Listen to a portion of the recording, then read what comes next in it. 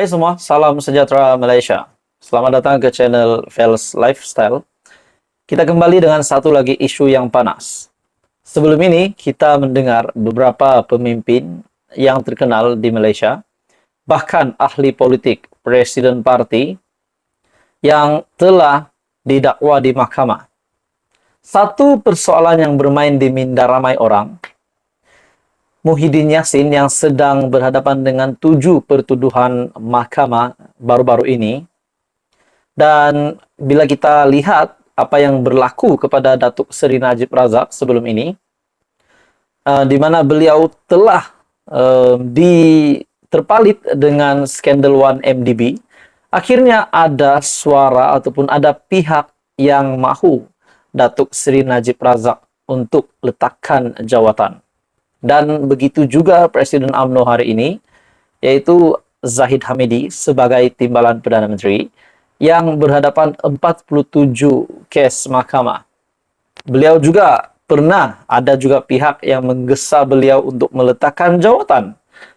Dan Muhyiddin sendiri pernah membuat pengakuan bahwa, kalau saya tak silap, di mana berkaitan dengan peletakan jawatan Wan Saiful adalah untuk menjaga reputasi, menjaga nama baik parti. Dan setelah Wan Saiful Wanjan yang didakwa meminta dan menerima rasuah tersebut, bagaimana pula dengan Muhyiddin Yassin? Muhyiddin Yassin yang telah didakwa di mahkamah dengan 7 pertuduhan. Adakah mungkin mulai sudah ada pihak yang mahu Muhyiddin Yassin meletakkan jawatan, sama ada sebagai pengurusi Perikatan Nasional ataupun sebagai Presiden Bersatu? Jadi ini timbul persoalan ramai orang. Saudara-saudara, tuan-tuan dan puan-puan semua, begitu juga dengan Menteri Sumber Manusia, Menteri di dalam Kabinet Kerajaan Perpaduan, pimpinan Datuk Seri Anwar Ibrahim, di mana sebelum ini hangat satu lagi isu berkaitan dengan isu rasuah di dalam Kementerian Sumber Manusia, di mana menterinya adalah V. Sivakumar, di mana pejabat dan juga kediaman menteri tersebut telah pun digeledah. Namun dapatan terkini dari SPRM adalah masih belum ada penemuan yang mengejutkan. Pada akhirnya, SPRM sebelum ini juga membuat kenyataan bahwa ada misi ataupun mereka akan menjejaki wang rasuah yang didakwa diterima oleh Menteri Sumber Manusia. Jadi saudara-saudara, tuan-tuan dan puan-puan semua, SPRM kita dapat melihat semakin agresif melakukan tugas mereka semenjak Datuk Seri Anwar Ibrahim menjadi Perdana Menteri. Jadi ini menjawab persoalan ramai orang, di mana ada yang membuat kenyataan Anwar yang mengawal SPRM, Anwar yang kontrol SPRM untuk melakukan siasatan kepada sesiapa saja, kepada pemimpin dari parti pembangkang, pemimpin dari parti lawan. Tapi seperti yang kita tahu, SPRM juga sudah menyiasat menteri dalam Kabinet Kerajaan Perpaduan. Jadi kita dapat lihat SPRM tidak akan memilih siapapun yang mereka akan siasat. Tiada istilah pilih kasih. Jadi kita kembali kepada persoalan yang tadi. Adakah dengan ini Muhyiddin Yassin pun akan digesa untuk meletakkan jawatan sebagai pengurus CPN ataupun mungkin sebagai Presiden Bersatu? Di mana ini juga dihadapi oleh Najib Razak dan juga Zahid Hamidi. Namun kita dapat melihat Zahid Hamidi masih memegang jawatan tertinggi UMNO, yaitu Presiden UMNO. Bahkan beliau hari ini adalah Timbalan Perdana Menteri. Jadi saudara-saudara, tuan-tuan dan puan-puan, menurut Anda, adakah mungkin ada sudah pihak yang menggesa Muhyiddin Yassin untuk meletakkan jawatan sebagai Presiden Bersatu? Ataupun mungkin beliau tetap akan kekal sebagai Presiden? Sebab kita tahu, sebelum ini ada mesyuarat di antara parti Bersatu, di mana mereka mengekalkan Muhyiddin Yassin sebagai Presiden parti. Jadi itu semua menjadi persoalan ramai. Jadi tuan-tuan dan puan-puan, apa komen Anda? Teruskan bersama di dalam channel ini. Info padu, info hangat disediakan di dalam channel ini. Hai semua, selamat datang ke channel Fels Lifestyle.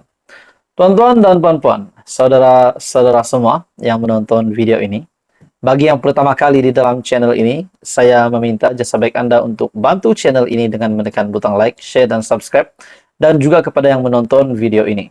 Saudara-saudara, kita digemparkan dengan isu terkini di antara ex-PM dan juga PMX, bekas Perdana Menteri, dan juga Perdana Menteri Malaysia hari ini, yaitu di antara Tun Dr. Mahathir bersama dengan Datuk Seri Anwar Ibrahim. Mesti ramai yang sudah tahu tentang isu ini, di mana Mahathir tidak berpuas hati terhadap kenyataan Datuk Seri Anwar Ibrahim. Kononnya, menurut Tun Mahathir, kenyataan Datuk Seri Anwar Ibrahim dalam satu ucapannya di sebuah program, menurut Tun Mahathir, kenyataan Datuk Seri Anwar Ibrahim itu adalah berbaur fitnah, di mana kenyataan tersebut, kenyataan Anwar Ibrahim, kenyataan Perdana Menteri, di dalam kenyataannya mengatakan bahwa Tun Mahathir mengaut kekayaan semasa beliau mempunyai kuasa. Pada akhirnya, Dr. Mahathir tidak berpuas hati dengan kenyataan tersebut. Saudara-saudara, tuan-tuan dan puan, satu berita susulan daripada isu yang panas ini, di mana dari Malaysia Kini, satu artikel, Anwar vs Dr. Mahathir. Beberapa pilihan untuk Perdana Menteri di Mahkamah. Kenyataan dari Hassan. Ahli Parlimen PKR Hassan Karim telah menggariskan beberapa kemungkinan pembelaan untuk Perdana Menteri Anwar Ibrahim dalam pertikaian undang-undang yang akan berlaku dengan Dr. Mahathir Mohamad. Dia juga menegaskan bahawa dalam kes fitnah, beban pembuktian terletak pada plaintiff, dengan kata lain, kepada bekas Perdana Menteri itu.